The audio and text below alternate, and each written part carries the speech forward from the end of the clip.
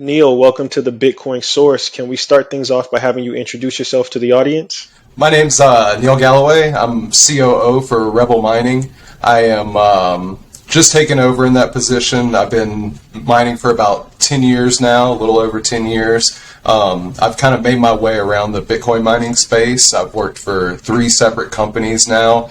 I've worked my way up from a part-time network technician before I would say this was even called an industry about 3 years ago, and I've seen kind of my career trajectory follow the way Bitcoin did. It's been kind of a crazy rocket ship ever since I joined up with Frontier Mining originally. Nice, nice. Thank you for that introduction, Neil. I usually ask people when they come on the show, what inspired them to get into Bitcoin as far as like mentors, books, courses, anything that kind of like got you started early in your, infancy of getting into Bitcoin. So could you kind of break down like a little bit of your mining history or like what inspired you to become a Bitcoin miner? Yeah. So I kind of discovered Bitcoin probably around the 2010, 2011 era, and that was right after the financial crisis. After a few years of dealing with that, you start to kind of look elsewhere. Just like anybody else, I was in a lot of financial issues then, and I was looking for an alternative to all that. And I discovered it actually on IRC, Internet Relay Chat. It's where file sharing was born. I would also say kind of the Bitcoin community was also born out of this internet relay chat as well. In addition to the cypherpunk era with the mailing list and things like that. So I was seeing all this stuff happen, and I couldn't really wrap my head around it at the time. And there were no off ramps, so I kind of followed along. I saw what happened with Mt. Gox. That was kind of the first crazy increase in price, and I couldn't believe what I was seeing. So, that really got my attention. And then I remember reading articles about ASIC chips. And that's really where things caught my attention, was really from more of a technical perspective. And I was trying to understand why there was this anti-ASIC movement around. And I remember getting into that, and I was like, I'm still kind of new to this, but like, let me get into it. And the first time I bought an ASIC was on eBay. And I had a guy I was living in Tennessee, and a guy from Georgia drove all the way up from Atlanta. It was about 4 hours. And he bought me lunch, and I bought the S1 for I think $120. And these weren't even profitable by this time. This was like 6 months after they were released, and I think the S3 had just come out. And I remember sitting down at lunch with him, and he was like, "So where are you going to run this thing?" And the conversation immediately went to power. Right? And as soon as we started talking about power, he was like, "Well, you're not going to make any money, but if you just hold on to the Bitcoin, one day it's going to be worth a lot more." And, that kind of hit me, and I was like, okay, if it's going to be worth more and I'm going to hold on to it, I was like, how do I get more access to it? And he was like, well, do you have free power? And at the time, I was actually running a fitness equipment company where we were repairing treadmills. So all of the space that we rented out had to have plugs in it so that we could work on things. And whenever I would leave at night, I would unplug the treadmill and I would plug the ASIC in. And, my boss knew what I was doing. He didn't really, it was just a hobby. These things use 300-400 watts. It wasn't really a big deal at the time. And eventually I got to the point where I had these things set up all over the place, and it was all above board. I let people know what I was doing. They actually ran on Wi-Fi back then. It was really interesting to be able to hook up a Wi-Fi connection to them. And I mined my way through 2014, 2015, all the way to 2017. And, long story short, I thought that the guys that were buying new miners knew something that I didn't. Right, so I went away from buying used miners, and the advice that guy gave me on that trip was don't ever buy a miner that you can't pay off in 90 days. And I mean, and that's a shocker these days, but it was really good advice whenever you think about it, And I got away from that. I didn't take his advice anymore, and I went to Bitmain. I bought a bunch of S9s and L3s. A3 was kind of popular for Sia coin back then. This was kind of like where Luxor had come from. They were a Decred pool at the time, and I was already mining Decred, so I was like, well, let me look into this stuff, and I bought all these miners. I set up my first mining farm, and 2018 happened, just like everybody else. There's a few guys that made it through 2018 okay. I didn't do so well. I decided to pivot my business into a gaming lounge for kids, believe it or not. And I kind of took a year off from Bitcoin. I still held my Bitcoin. I still had some miners, and I was running this gaming lounge, and I started teaching middle school kids about Raspberry Pi projects and Bitcoin mining and things like that. And that's really where my perspective comes from in this industry. It's very much educational and career based. A lot of good things have happened to me, and everything good that's happened to me has, even in the bad times, has come out of me sharing and sharing my experience and my knowledge behind Bitcoin mining. And the more I do that, the more good things happen to me. And I discovered in probably 2019, I started to dip my toes back in as the price came back up. I bought some Zcash miners. I was looking for a new start. I literally quit my job. My wife is an awesome lady, and she came to me and she said, you're in a dead-end job. You're not happy here anymore. She was like, we should just move across the country. Like, let's do it. I want to go to Colorado. And that was her thing. So she pulled the, if you don't go, I'm going without you. And I was like, well, I guess we're going. And as a plan B, in 2019, I called Frontier Mining and put in my resume. Me and Arlen had a really good talk. We had very, very like-minded views on Bitcoin mining and kind of where the industry was headed and, how it needed to professionalize itself. And he gave me some anecdotes and some things that had happened to him, and it really, really intrigued me. And I eventually got to Colorado. The lead on the job kind of went cold because I had started my own business, and that was the same month that the pandemic happened. And after the pandemic happened, that kind of led me to really into Bitcoin mining even more. And I was looking for hosting, and I kept seeing Frontier Mining's name pop up. And then one day I got an email, and it was probably May, I think it was, and full steam ahead on the pandemic, and they emailed me and said, hey, if you're still interested, we need your help. And I was like, okay, this is a really interesting email. I spoke with Arlen. Within a week, I was in there, and everybody was having a really bad time then. So it was like, hey, it's an hourly position. I think you'll be good at it, but it was kind of like, we're not going to set the world on fire right now, but we're preparing, and that's the feeling I got from it. And, it was a very visionary, thinking, to be able to go and put that much risk on the line and say, I'm going to keep with this business, especially at the time whenever Bitcoin's $3,000 or $4,000. So what we ended up doing was, we pulled in all of their client equipment from other sites, got it to Colorado Springs. We had some space. We racked everything. I think it was like 3 or 4 megawatts. Many late nights sitting in front of switches on the floor. I had a little bit of remote help, but we eventually got everything online. We ended up growing Frontier Mining from a 5-6 person company to about a 35 person company at that time. And then that's whenever Compass Mining came along, and I ended up working for them as a director of mining operations for the last year and a half. Had a lot of ups and downs, dealt with a crazy emerging industry that just, business wasn't ready for what Bitcoin had in store. And we went through all that, and, over the last couple months, I've been inundated with conversations about the energy industry. And I really started looking around at things, and that's whenever I found Rebel Mining. And Rebel is very into building infrastructure. They understand the real estate. They have a very good ops team.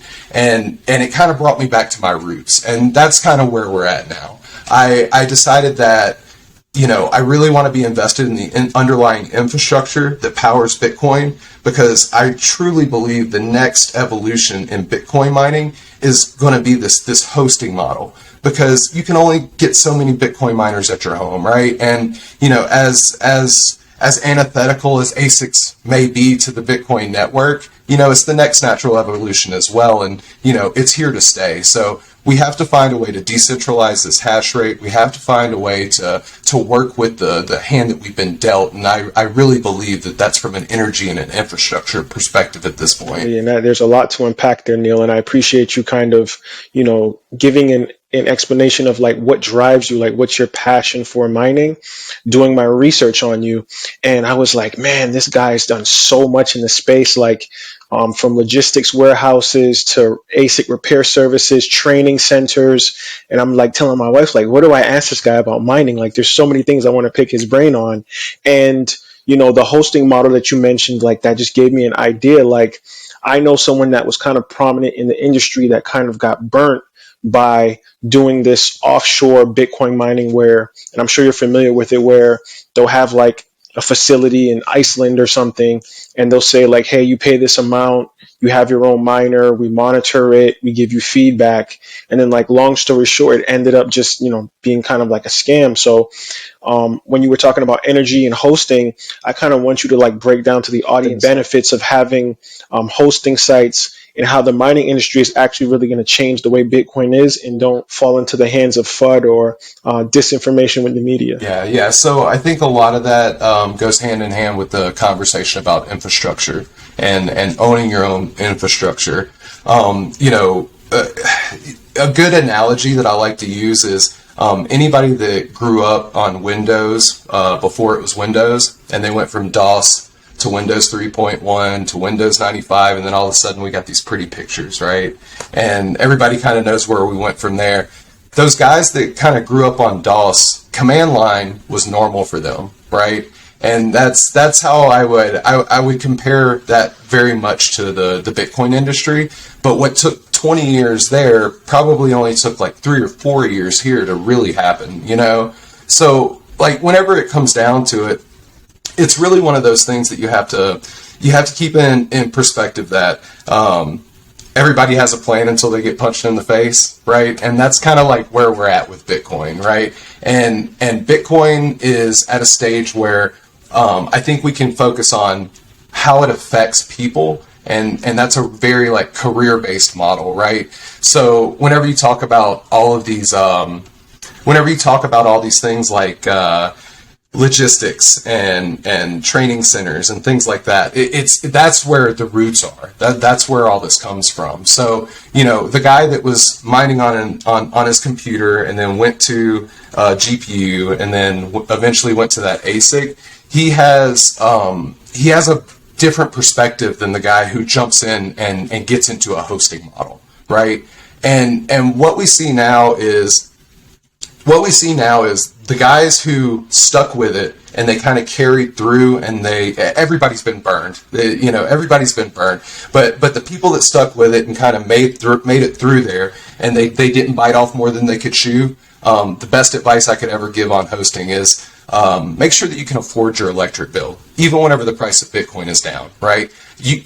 The goal here is to not cash your Bitcoin in to pay your bills. It's to accumulate Bitcoin, right? So that's kind of what we get into with this hosting model. The people that were mining themselves and then they got to see that evolution, those people are a lot more comfortable with hosting than somebody who's just now getting into it, right?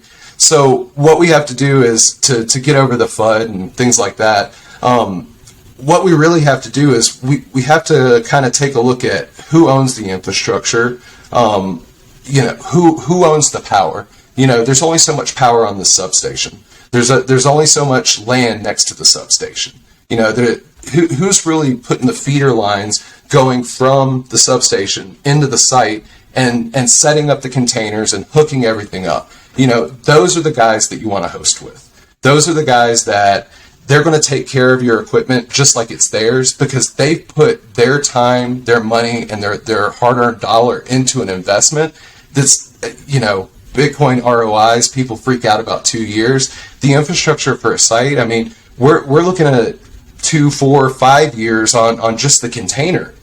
So whenever we talk about the power infrastructure and how much people are putting into this, that's a real long-term commitment. And that's what I'd like to say to anybody who's interested in hosting. It's a long-term commitment. It's not a 6-month plan. It's not a 1-year plan. It's a 3, a 4, a 5-year plan, because you have to work with those market cycles. Now, that being said, operational quality is very important, and I believe that that's probably the next big thing that we're going to see in the evolution of hosting right now. Is we're going to watch the operational quality skyrocket, because this bear market is weeding out all of those bad actors, all of the hosts that we saw on Twitter. We saw all these bad things happening in the news that kind of gave a black eye, not just on mining, but on Bitcoin in general, right?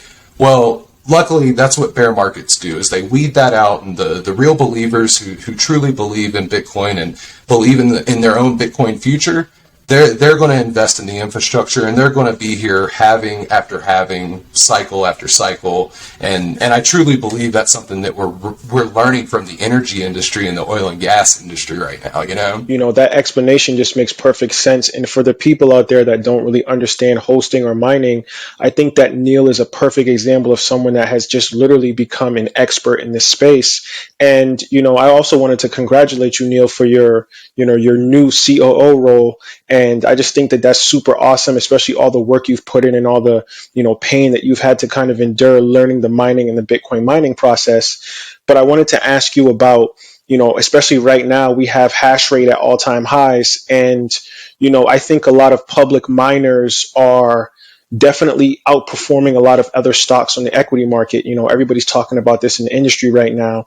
And my question to you is that, do you think that the high hash rate that we're seeing, is that going to squeeze out a lot of small mining operations and kind of bolster in more of the big industry players? So the smaller people on the smaller scale of mining might end up just kind of getting blown out and have to just, dissolve themselves into a bigger operation? Yeah. So people that know me would probably say that I have some really interesting hot takes on this, but just to kind of keep it at a mining level, I would say that the Bitcoin mining public companies, the ones that have come out of who have come out of this bear market, and they understand that they're not playing a quarterly game, and they're not playing like a yearly earning game. Those are the guys that are winning, right? Like they understand that this is a long-term play. Like I said, it's that same thing.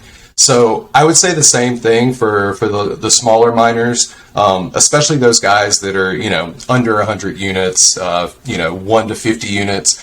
Those guys, they're in a much longer term game than somebody who has to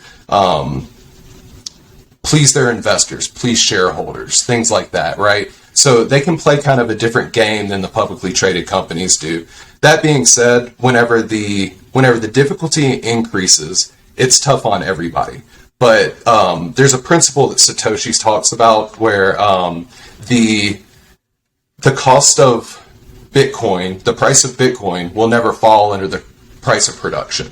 Because if it does, then that means people will turn miners off, the difficulty will decrease, and then people will jump back onto the network, right? That's that extra incentive to get people in there. So as the extra incentive comes in, that means that the unprofitable miners can turn back on. I believe what we're seeing right now is we're kind of seeing a pivotal time in Bitcoin where the energy industry, large scale miners, they're very reliant on their hosting partners to get things online. And if they pick the right hosting partners, then yeah, they're going to be around for a long time. And I do believe it's a good investment, but I don't believe that you get the same access to Bitcoin by investing in a stock as you would as, running a miner, whether it be hosting a miner or running a miner at home. And even if you are hosting, I believe everybody should run a miner at home just so they can get access and understand what these guys are dealing with. It's not an easy thing. Most definitely, and it's a lot of heat, it's a lot of energy costs. If things break, you got to know how to repair it or find a technician to repair it. So, I think that a lot of those processes, because I think people get into Bitcoin mining and they just kind of think like, their miner is going to solve, that algorithm the first try, and they're just going to get that, 6.25 Bitcoin. People have these like ideas like, oh, as soon as I plug mine in, like I'm going to win. And it's like, no, it's a lot of work and a difficult process for on that machine to actually figure that out. And I really wanted to like dig into, your expertise on something else, which is just like individual particular miners. If you have any thoughts on this, but there's a new miner out or a relatively new miner out called the Ant Miner S19 XP, and it's supposed to be like the new hotshot air cooled miner in the industry for people that like want to mine at their house. Like, I want to hear like your thoughts on it. Like, do you think it's like the most proficient one that's out now, or do you think it probably has a lot of underlying issues that people may not be aware of? That's a pretty loaded question, Dadu. you know, here's what I'll say. If we're just talking about air cooled miners, yeah, it's probably the best thing that's out there. Obviously, you can't really talk about the XP without talking about the XP Hydro. The XP Hydro, I think it was somewhere upwards of 240 terahash at 5,000 something watts. I mean, the numbers that they're getting out of these things right now are ridiculous efficiency, and it's only going to get better as emergent technology improves and as hydro technology improves. I think that I think that air cooled mining is still going to be around for a while. I have seen a few comments on LinkedIn from my colleagues saying that air cooled mining is a thing of the past, and I can't agree with that at this point, because no matter what, you're still going to have those guys at home that are going to be running those air-cooled miners, or they're not going to want to pay for the capex on the infrastructure to build out an immersion system. So it's just easier access, and that's kind of what Bitcoin mining is all about, right? Like, we want to lower the barrier to entry. Now, as far as specs and things like that go, the S19 XP, one of the interesting things that I noticed about it whenever we first cranked those things up was that they tend to run hotter. The fans run all out very quickly. So I think a lot of that's from the chips on the board are probably a little bit closer together. They run a little bit higher heat. But if you're good at dealing with the heat, then yeah, I would say that the S19 XP is probably the way to go as far as specs and efficiency go. The advice that I like to give people is to not count the WhatsMiner out, because where the S19 XP makes up efficiency, it kind of lacks in overheating protection. Whereas the WhatsMiner, even though you might not have the same amount of efficiency on the nameplate, it will run through the heat of the summer a lot better than that S19 XP will. So that being said, if you're hosting in Texas, let's say, and it's a 100-degree day, there's a pretty good chance that your S19 is going to cut out before that WhatsMiner is going to cut out. Thank you for that advice. I've been dibbling and dabbling just myself into just to see if I can get a miner and see if it would actually make sense for me to just start mining. And, you've kind of given me some conviction of saying, like, even if you have a sourcing model, or you even have like an outsourcing model where you have a bunch of rigs, it's still beneficial to at least have one miner in your own home so you can really understand 100%. the schematics. Yeah, and even for me, like, I'm kind of like a tinkerer in a sense, a little bit of a nerd, and like I've always been interested in kind of the repair technician side of mining as well too, like soldering, replacing fans, replacing chips. Like, I think that that's an industry that's going to be very needed in the future. So people that are interested in that stuff, I think that they should definitely look into the repair or the technician side of mining 100%. Yeah, that actually kind of has a special place in my heart. So that's really where I come from in the Bitcoin industry, is in the repair and parts, specifically PCBs, printed circuit boards.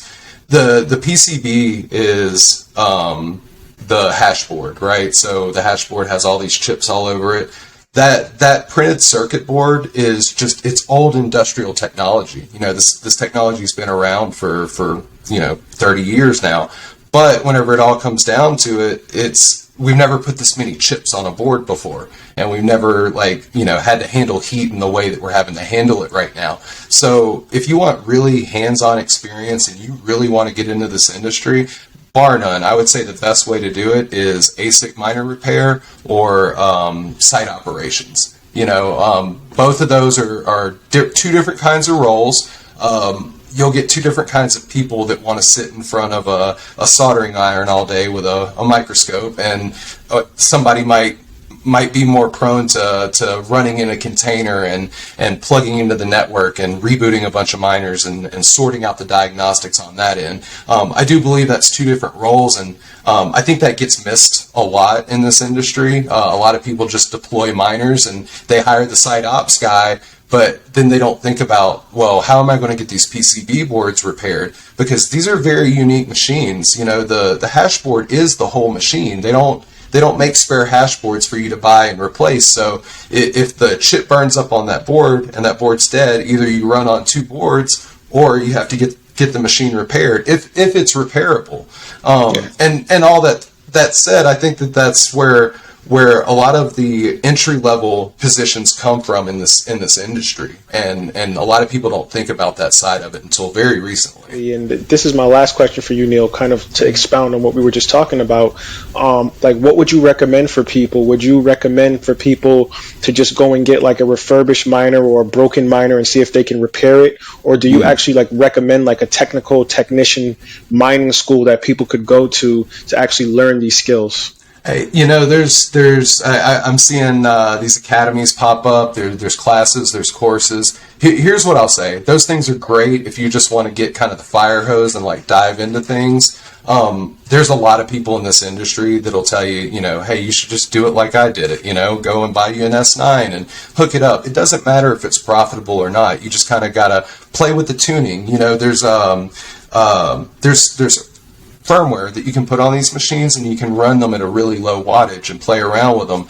I'm a big fan of Bitcoin, and I will always say that we should be Bitcoin first. But that being said, there's other types of ASICs out there too that can get you some entry level experience into the electronics side of it. The first one that comes to mind is the Z9 Mini.